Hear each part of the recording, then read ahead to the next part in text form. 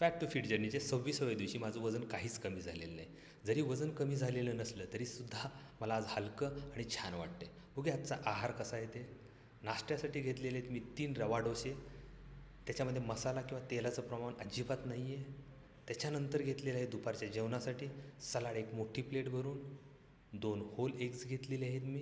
त्याच्यासोबत घेतलेले 1 वाटी भाजी आणि 1 वाटी आमटीची घेतलेली आहे. त्याच्यासोबत जो भात आहे तो साधारण 1 ते 1.5 वाटी आहे. ही जी भाजी आहे वांग्याची, त्याच्यामध्ये कुठल्याही प्रकारचा मसाला किंवा तेलाचं प्रमाण वापरलेलं नाही आहे. इव्हनिंग स्नॅक्ससाठी घेतलेलं आहे मी 1 सफरचंद आणि 3 स्ट्रॉबेरी. नेहमीप्रमाणे मी जे फळ आहे ते बदललेलं आहे.